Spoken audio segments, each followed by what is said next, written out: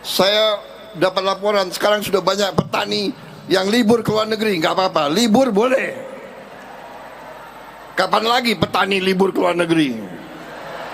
Sekarang, karena kita akan buat tani, nelayan, buruh makmur.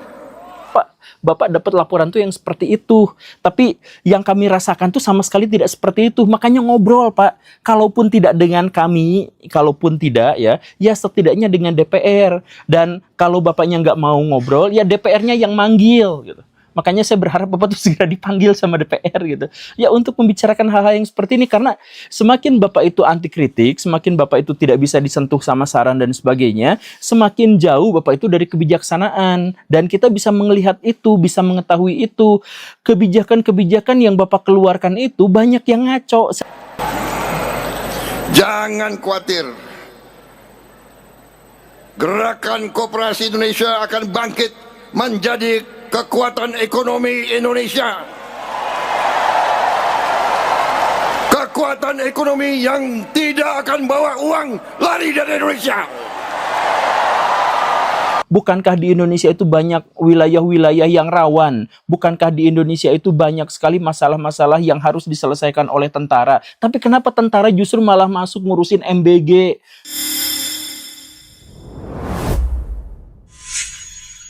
Pak Prabowo Subianto, saya ingin menyampaikan keluh kesah kepada Bapak sebagai Presiden di Indonesia, entah ini didengar atau tidak. Tetapi saya ingin mengajukan pertanyaan simpel di awal. Apa salah kami rakyat Indonesia sampai Pak Prabowo itu tega untuk melakukan hal-hal keji kepada kami, sampai bikin kebijakan-kebijakan yang merusak harapan-harapan dan cita-cita kami. Jadi Pak Prabowo Subianto, sejak Bapak berkuasa itu, ekonomi Indonesia itu tidak membaik, bahkan cenderung memburuk. Kemudian berita-berita juga menjadi semakin rusak. Informasi-informasi yang beredar itu adalah informasi-informasi yang buruk terkait dengan pemerintahan yang bobrok, terkait dengan kejahatan, terkait dengan mafia, terkait dengan korupsi yang merajalela. Dan di sisi itu kami juga melihat teman-teman kami di PHK dan susah dapat lapangan pekerjaan. Dan kemudian kami juga melihat banyak di antara teman-teman kami yang jadi korban kriminalisasi dan lain sebagainya gitu. Ada aktivis-aktivis yang ditangkap, ada aktivis yang dipersekusi, ada yang diancam, dan itu semua dibalut dengan cerita tentang alam Indonesia yang semakin lama semakin rusak, bahwa pohon-pohon ditebang, hutan-hutan dihancurkan demi sawit, demi segelintir elit yang dapat kekuasaan. Kok kenapa Pak Prabowo, apa salah kami sampai kami itu harus dapat musibah sebesar itu? Pak Prabowo, kan Bapak itu jadi presiden itu lewat jalur labrak konstitusi. Bapak tuh sebenarnya jadi presiden itu karena menghalalkan segala cara. Dan itu tuh diperlihatkan secara terang benderang. Jadi maksudnya sebelum Bapak tuh korupsi itu sembunyi-sembunyi. Sebelum Bapak tuh penyalahgunaan kekuasaan dan kewenangan itu sembunyi-sembunyi, tidak diketahui oleh publik dan ditutup-tutupi. Nah ini mau dibuka terang-terangan gitu, diperlihatkan kepada orang, dan ya secara terbuka diakui bahwa ya memang seperti ini, kalian semua jangan jadi kayak anak kecil ya, kalau mau pilih aja. Ya kan Bapak tuh jadi ketika melakukan sesuatu yang tidak baik itu terang-terangan, dan itu bisa aja kan akhirnya membuat orang-orang berpikir bahwa ya memang kejahatan di Indonesia, korupsi di Indonesia, penyalahgunaan kekuasaan di Indonesia, dan rekayasa hukum di Indonesia itu semuanya adalah hal yang lumrah, hal yang biasa-biasa aja, nggak usah ditutup-tutupi lagi, nggak usah malu orang presidennya sendiri melakukan hal yang seperti itu gitu. Iya kan? Kan jadi Bapak tuh memberi contoh kepada orang bahwa untuk melabrak konstitusi itu terang-terangan juga gak jadi masalah gitu. Dan itu tuh gak selesai di situ saja. Setelah Pak Prabowo tuh jadi presiden, Bapak tuh lebih banyak sibuk untuk mempertahankan kekuasaan daripada berpikir tentang rakyat. Berpikir tentang rakyatnya itu hanya retorika aja dalam berbagai pidato, tetapi dalam tindakan, dalam kebijakan-kebijakan itu semuanya benar-benar menyesuaikan dengan kepentingan-kepentingan kekuasaan. Misalkan Pak Prabowo setelah menjabat sebagai presiden langsung mengumpulkan semua partai-partai politik dalam satu koalisi besar. Yang dulunya oposisi dirangkul, yang dulunya kritikus dirangkul, semuanya. Jadi semuanya adalah anak buah Bapak. Dan setelah itu apa? Orang-orang yang dari berbagai partai politik dan kepentingan itu dikasih jatah satu-satu sedemikian sehingga birokrasi di Indonesia itu jadi gemuk luar biasa karena dipenuhi oleh orang-orang yang sebenarnya tidak berkompeten tapi dikasih jabatan demi memberikan keleluasaan Bapak memiliki kekuasaan. Kan gitu. Dikasih menteri, dikasih wakil menteri, dikasih dirjen ini dan sebagainya sampai kementerian kita juga akhirnya jadi gemuk. Kemudian jabatan sebagai komisaris dibagi-bagi, kemudian jabatan fungsional juga dibagi-bagi, semuanya yang seperti itu. Ya kan katanya demi rakyat, Pak, tapi kenapa demi kekuasaan, demi tidak ada oposisi, demi tidak ada yang mengkritisi, semuanya tuh dibagi-bagi aja semuanya ke sana gitu. Ya, dan bukan hanya itu, untuk bisa membentengi kekuasaan Bapak juga, Pak Prabowo Subianto itu, tentara itu dikasih wewenang, dikasih status, dikasih jabatan di luar fungsinya. Coba bayangkan, Danantara dikasihin ke tentara, MBG dikasihin ke tentara, Koperasi Merah Putih dikasih ke tentara, bikin langsung undang-undangnya di mana tentara bisa masuk ke ranah-ranah sipil, semuanya aja dikasih ke tentara. Dan bahkan konon katanya media-media juga sekarang disetir sama tentara. Jadi udah jabatan-jabatan publik diserahkan kepada orang yang tidak berkompeten, kemudian tentara juga dimasukkan ke dalam wilayah-wilayah sipil gitu. Apakah ini tuh sebenarnya neo orde baru gitu atau lebih buruk daripada itu? Apakah ini militerisasi di mana militer Indonesia sekarang bukan berjuang untuk pertahanan nasional, bukan berjuang untuk mempertahankan rakyat Indonesia, tapi berjuang untuk kepentingan-kepentingan pemerintah di bawah pemerintahan Bapak? Apakah seperti itu? Bukankah di Indonesia itu banyak wilayah-wilayah yang rawan? Bukankah di Indonesia itu banyak sekali masalah-masalah yang harus diselesaikan oleh tentara? Tapi kenapa tentara justru malah masuk ngurusin MBG, tentara masuk urusan Danantara?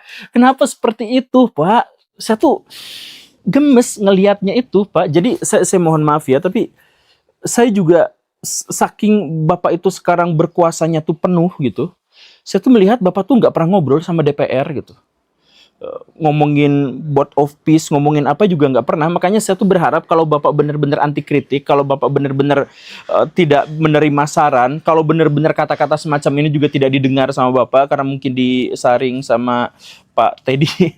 Kalau memang seperti itu, ya saya mah berharap kepada siapapun pejabat yang ada di sini, khususnya DPR, panggil Pak Prabowo, panggil. Jadi ya saya berharap Pak Prabowo itu segera dipanggil oleh DPR untuk ngobrol.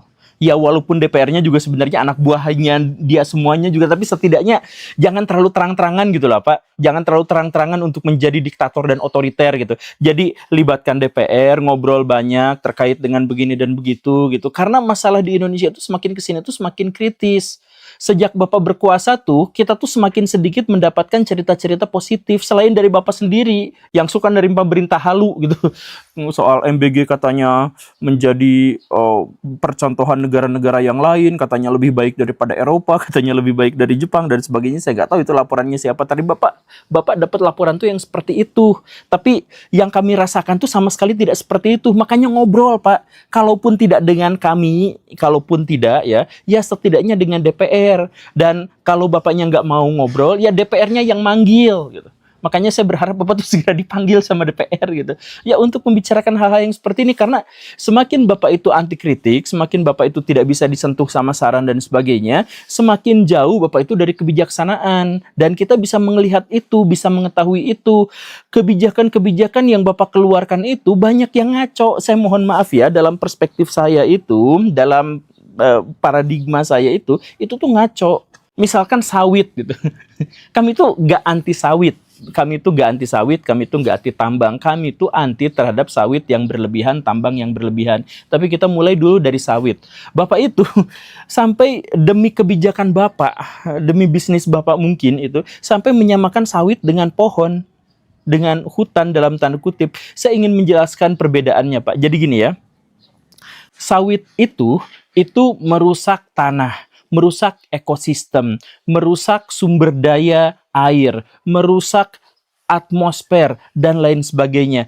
Tapi untuk mendukung dan memberikan keuntungan kepada sekelompok elit pemilik dari kebun sawit itu. Bener kan? Jadi semuanya dirusak, ekonomi masyarakat dirusak, air dirusak, ekosistem dirusak. Keuntungannya buat siapa? Buat elit tertentu saja yang menguasai kebun sawit. Bapak mungkin salah satu di antaranya. Sedangkan kalau hutan itu udaranya buat makhluk hidup semuanya. Mau manusia, mau kodok, mau ikan, itu dikasih. Hutan itu menjaga kelestarian air.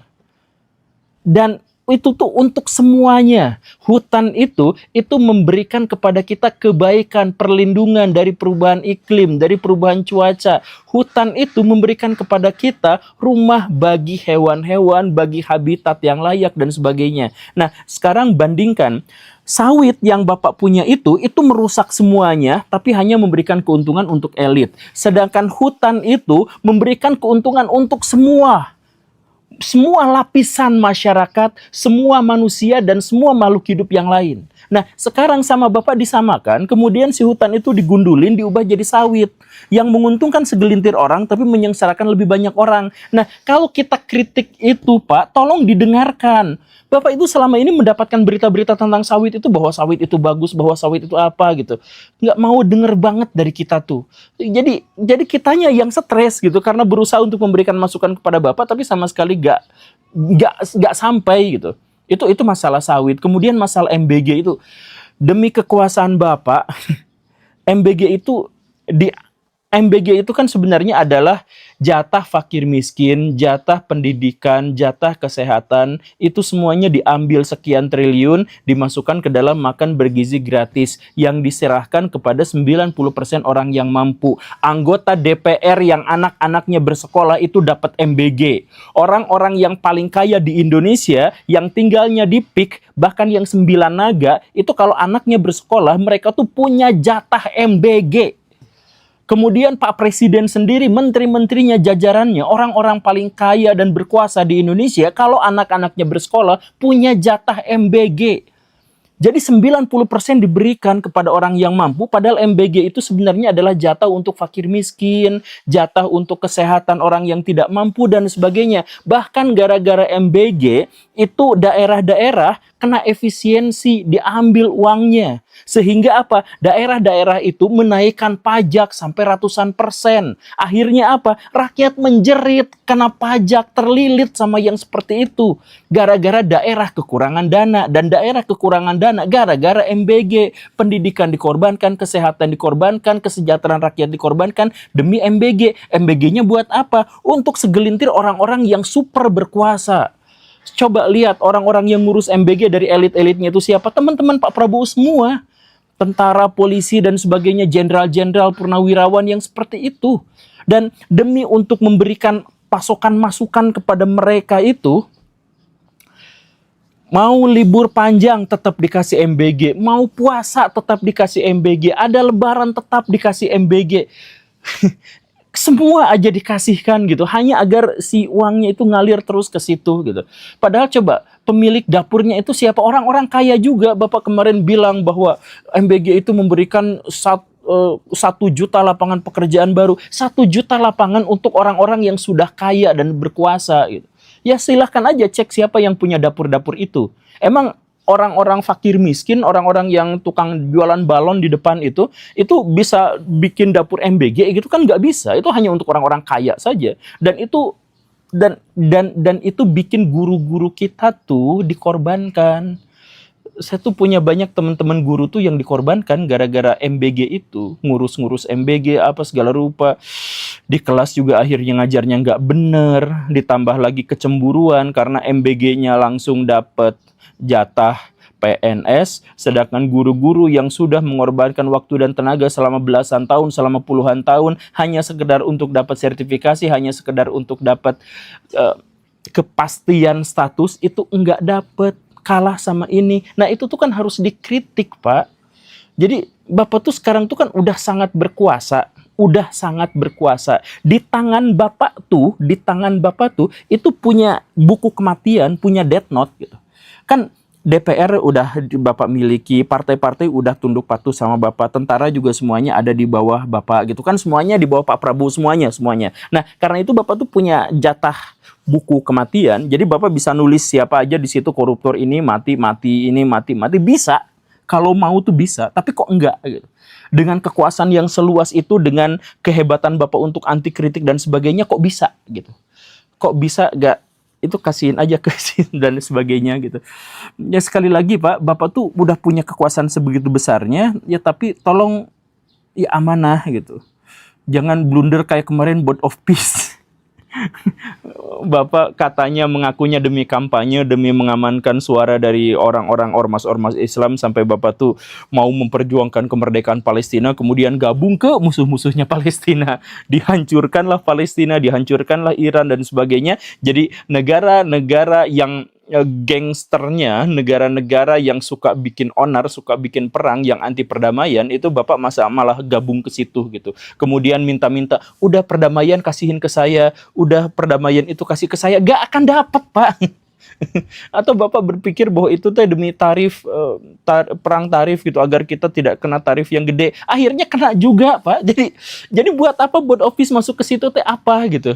Dan sekarang baru kepikiran, oh jangan-jangan kita memang harus keluar. Baru kepikiran kayak gitu ya, setelah kita setor 17 triliun rupiah. Kenapa baru kepikiran? Ya karena gak ngobrol. Bapak waktu masuk ke Board of Peace itu ngobrol gak sama DPR? Enggak kan?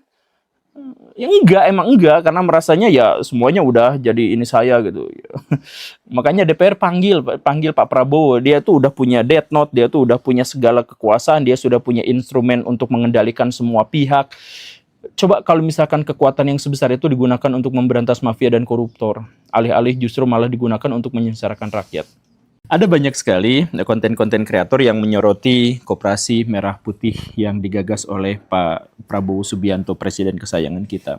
Ada di antara mereka yang menelisik kenapa sih menempatkan lokasi Koperasi Merah Putih itu di tempat yang aneh-aneh gitu kan. Kan kita mengetahui ya, ada yang di tengah hutan, kemudian ada yang di tengah tempat pembuangan sampah, kemudian ada yang di kuburan, bahkan ada yang menghalangi jalan, menghalangi lalu lalang orang karena ditempatkan tepat di atas jalan raya gitu ya. Ada yang koperasi itu dibangunnya dengan menghancurkan bangunan sekolah, bahkan ada koperasi yang berhadap-hadapan satu sama lain seperti dua pria gay yang sedang saling tertarik gitu. Ini kenapa bisa seperti ini? Kalau memang ini koperasinya memang tujuannya untuk rakyat, kenapa dibangunnya di tempat yang aneh-aneh gitu? Memang pemerintah kemudian menjelaskan bahwa ini hanya masalah tata kelola, bisa dievaluasi, bisa diperbaiki, dan yang paling penting kan ide dasarnya gitu. Tetapi kan masyarakat bukan hanya mempermasalahkan lokasinya, masyarakat juga mempertanyakan itu tentara ngapain ada di situ. Tentara ada di atas koperasi sampai jajaran yang paling bawah itu dipenuhi oleh tentara. Ini udah mirip-mirip kayak Orde Baru di mana tentara itu mengisi ruang-ruang sipil, termasuk juga hal ini. Dan yang lebih mengerikan, kita terpaksa harus tertawa di atas tragedi di mana ada orang-orang yang meninggal dunia gara-gara dia mau jadi manajemen Kopdes tapi kemudian dilatih dengan alat tentara, ditenggelamin lah, digebukin, dia ala-ala tentara yang seperti itu gitu. Jadi sebenarnya apa relevansinya gitu? Dan kalau tentara sampai masuk ke wilayah-wilayah sipil, kemudian ngurusin Kopdes, dan kemudian harus turun ke lapangan ngambil komoditas dari persawahan, kemudian ngambil komoditas dari perkebunan, kemudian ngambil dari toko dan menjalankan toko dan sebagainya, ini Pak Prabowo itu nggak berempati kepada orang tua dari para tentara. Bayangkan Baraya, banyak di antara orang tua tentara itu yang memasukkan anaknya itu sampai harus jual sawah, jual toko buat nyogok jadi tentara. Setelah jadi tentara, malah dia disuruh nungguin toko, malah disuruh untuk kerja di sawah. Yang ngapain jual sawah dan toko gitu. Coba Pak Prabowo itu Coba Pak Prabowo itu berempati atas hal-hal yang seperti itu gitu. Tapi apakah Koperasi Merah Putih memang harus dihujat sebegitunya? Apakah tidak ada hal-hal yang baik yang ada di dalamnya? Ada Baraya. Makanya di sini saya menawarkan kepada Baraya, saya akan menjelaskan penjelasan yang sangat-sangat objektif, sebisa mungkin yang bisa saya lakukan, sangat objektif terkait dengan Koperasi Merah Putih. Biar Baraya juga tidak timpang. Tetapi saya harus kasih bocoran Baraya, bahkan dalam pandangan yang paling objektif sekalipun, di atas kertas, Koperasi Merah Putih itu kayaknya akan gagal total. Kok bisa seperti itu? Simak videonya sampai tuntas. Yuk kita mulai.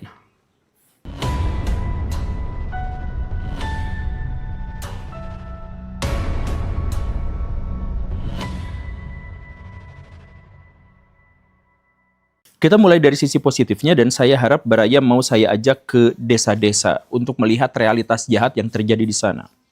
Jadi Baraya, masyarakat desa itu memiliki pekerjaan yang sangat-sangat homogen kalau dibandingkan dengan masyarakat kota. Jadi ada desa-desa tertentu yang terlalu dominan terhadap satu mata pencaharian tertentu sampai dia disebut sebagai desa nelayan karena isinya nelayan semua, desa petani karena isinya petani semua, desa peternak karena isinya peternak semua dan lain sebagainya. Nah, karena mereka kebanyakan itu mata pencahariannya adalah homogen, maka mereka itu membutuhkan jalur distribusi untuk bisa mengangkut hasil-hasil komoditas pertanian mereka itu ke pasar. Tetapi masalahnya pasar itu biasanya hanya menerima dalam skala yang besar, bukan eceran. Itu yang pertama. Kemudian yang kedua, di pasar itu sudah banyak mafianya. Sehingga untuk bisa menembusnya itu birokrasi mafianya itu ribet sekali. Dan kemudian yang ketiga, kalau petani itu mengirimkan ke pasar dalam jumlah eceran, itu ongkosnya jauh lebih mahal daripada kalau banyakan. Dan karena itulah maka mereka tuh membutuhkan tengkulak atau pengepul. Nah, ini masalah poinnya yang pertama Baraya di desa-desa itu. Jadi biasanya petani itu menjual komoditas panennya itu ke tengkulak. Nanti sama tengkulak dikumpulkan sampai sebanyak-banyaknya, setelah itu baru dilempar ke pasar. Begitu. Nah, karena distribusinya dipegang sama tengkulak dan kemudian tengkulak juga tahu jalur-jalur mafia ke pasar, kemudian dia juga tahu harga pasar, kemudian dia juga mengerti apa yang dijual oleh petani, maka dia itu posisinya menjadi sangat-sangat dominan. Sedemikian dominan sampai kebutuhan petani terhadap tengkulak itu menjadi lebih besar daripada kebutuhan tengkulak pada petani. Nah, karena itulah maka tengkulak-tengkulak itu biasanya, tidak selalu ya, tapi biasanya di banyak tempat itu berubah menjadi tengkulak jahat atau pengepul jahat. Di mana mereka biasanya yang memegang margin keuntungan yang jauh lebih besar karena dia tahu kapan harga akan naik dan dia tahu kapan harga akan turun, dan karena dialah yang mengontrol itu semua. Karena begitu, maka tengkulak-tengkulak itu bisa dapat keuntungan sampai 80% dari transaksi dibandingkan dengan petani yang hanya dapat keuntungan 20%. Ketika mereka sudah menjadi semakin besar, menjadi semakin banyak dan menjadi semakin kuat, maka mereka kemudian menambah peran. Biasanya mereka menjadi pejabat, bisa jadi kepala desa misalkan. Atau mereka kemudian jadi rentenir, di mana mereka meminjamkan kepada para petani itu modal usaha untuk beli pupuk, untuk beli pestisida, untuk beli bibit dan sebagainya. Itu mereka yang pegang dan kemudian mereka akan minta bunganya dalam jumlah yang lebih besar. Kemudian mereka juga bisa jadi mafia desa dan seterusnya. Makanya kalau Baraya cek dalam sejarah Indonesia, tengkulak-tengkulak itu masuk ke dalam kategori setan-setan desa, atau orang PKI menyebutnya 7 setan desa. Jadi 7 setan desa Kirigakure. Begitulah kurang lebihnya. Dan ini bukan semata-mata kata Google Baraya. Saya kan punya Kombat ya, komunitas bebas utang. Saya tuh ngajakin orang-orang yang kurang mampu untuk berpenghasilan, untuk lepas dari utang, untuk bebas dari tagihan pinjol yang ekstrim dan sebagainya. Saya bikin yang seperti itu. Nah, ada beberapa klien juga yang mereka itu adalah petani korban dari tengkulak. Tengkulak itu bisa berhutang ke petani itu sampai ratusan juta dan dibayarnya itu semaunya mereka. Karena ketergantungan petani kepada mereka, akhirnya petani juga nggak bisa apa-apa gitu. Mau nagih juga jadi nggak enak dan lain sebagainya gitu. Ngejual ke pasar juga sudah tidak bisa karena sudah dikuasai sama mafia dan sebagainya gitu.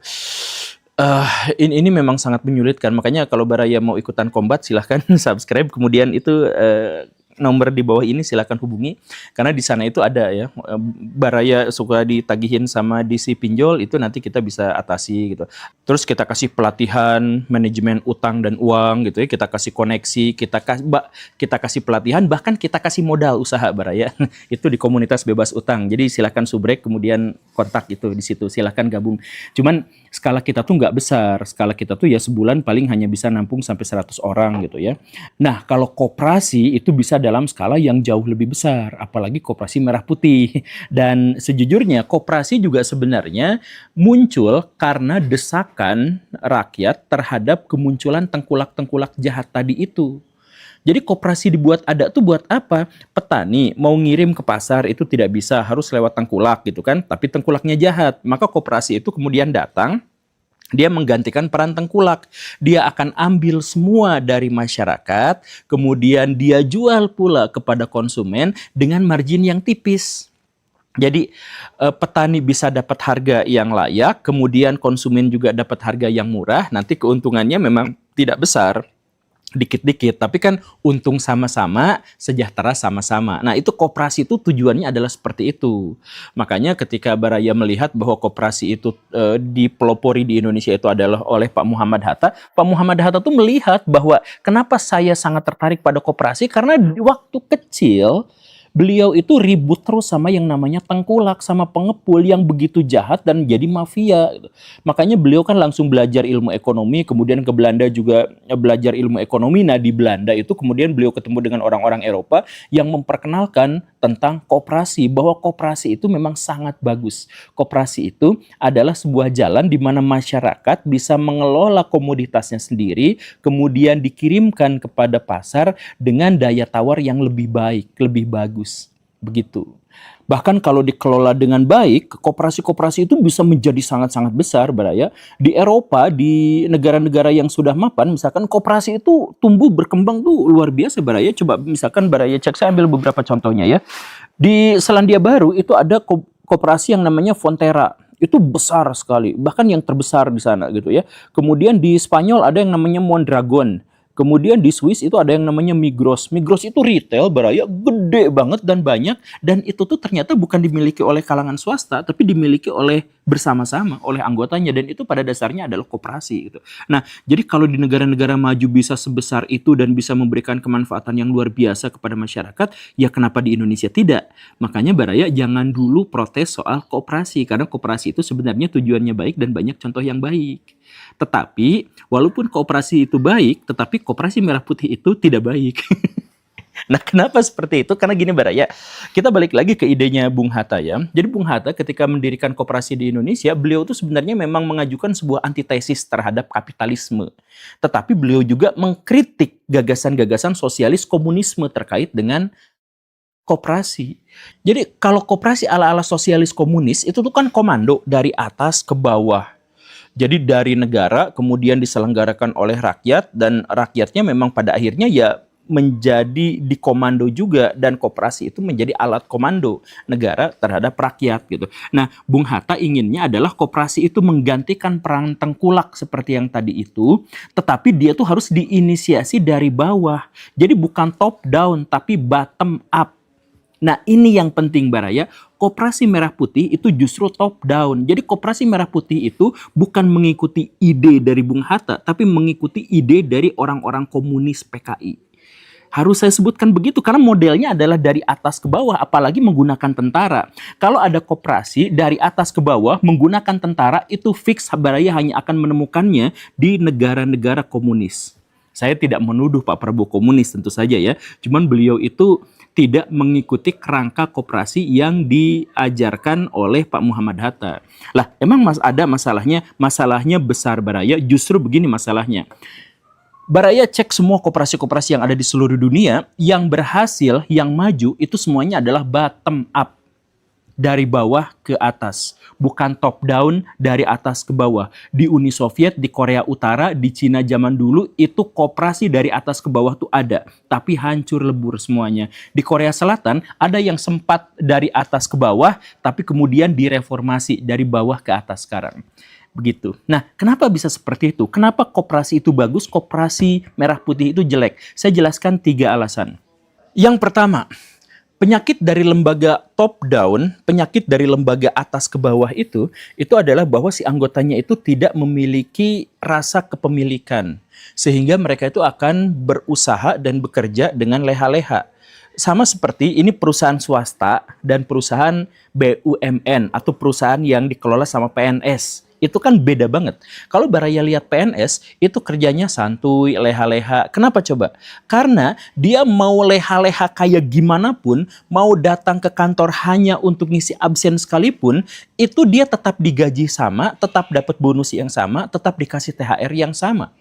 Gitu kan? Nah, sedangkan kalau baraya di swasta, kinerja baraya baik itu akan baik buat perusahaan. Baraya akan dapat bonus tambahan. Kinerja baraya buruk, maka itu akan merugikan perusahaan. Baraya bakal dipotong gajinya, bahkan baraya bisa dipecat. Dan karena itu, yang bottom up, yang swasta, yang dari masyarakat ke atas itu mereka akan menjadi lebih disiplin, mereka akan menjadi lebih berkompeten, dan mereka akan lebih berdedikasi. Sedangkan yang PNS, saya mohon maaf ya, nggak semua PNS, tapi ruang lingkup iklim yang dibangun di PNS itu adalah karena kerja kayak gimana pun gajinya sama, maka orang-orang akan berpikir kerjanya leha-leha semua. Nah, itulah yang akibatnya kalau bikin sebuah lembaga dari atas ke bawah.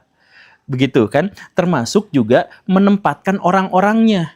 Kalau baraya di swasta, misalkan baraya yang dari bottom up, dari masyarakat itu menjadi sebuah lembaga, misalkan lembaga keuangan atau lembaga pendidikan atau apapun gitu, maka yang ditempatkan itu pasti orang-orang terhebat, pasti orang-orang terbaik, komisarisnya pasti orang terhebat, direkturnya pasti orang terhebat, manajernya pasti orang terhebat, karyawan dan stafnya pasti orang terhebat. Karena apa? Karena begitu direkturnya jelek, begitu manajernya jelek, itu anjlok perusahaan, keuntungannya tidak benar, dan mereka tidak pernah menginginkan itu. Karena itu mereka akan memilih orang terbaik, orang paling jujur, orang paling amanah, karena semua duit mereka itu dipertaruhkan dalam sebuah citra profesionalisme. Sedangkan kalau baraya masuk ke BUMN, baraya bisa itu tempatkan orang paling gabut sekalipun, orang kriminal sekalipun, jadi komisarisnya itu bisa. Kenapa? Sebab kalau rugi sekalipun, yang rugi itu negara. Saya nggak ikut rugi. Kan kalau yang tadi direktur gagal, ya udah perusahaan jeblok gitu kan. Tapi kalau BUMN ya yang diurus dari top down itu direkturnya orang nggak jelas, kemudian komisarisnya orang titipan dan sebagainya, nggak apa-apa.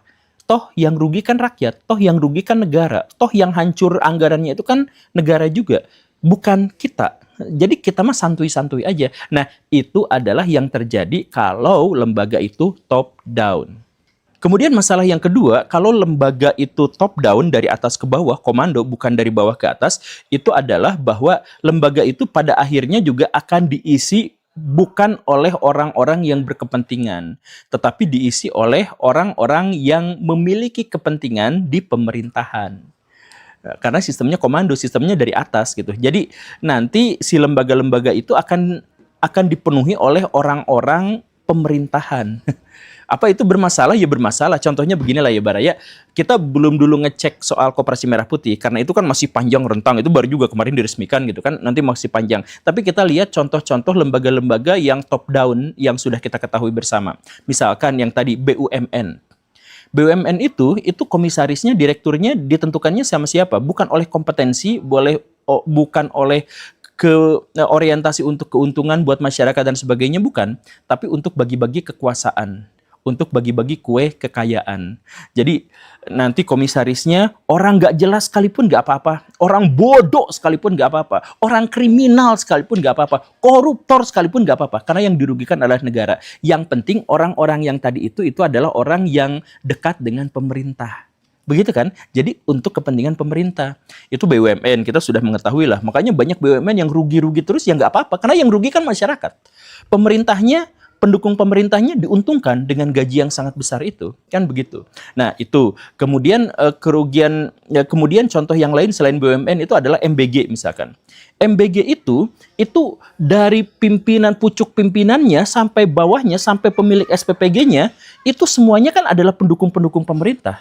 Jadi sebenarnya MBG itu bukan untuk rakyat. Ketika MBG di stop, dihentikan secara sementara, gak ada tuh rakyat yang demo, kecuali yang dibayar. Gak ada rakyat yang demo, karena apa? Karena mereka adem-adem aja. Yang kemudian resah, yang kemudian risau, itu adalah orang-orang yang dekat dengan pemerintahan.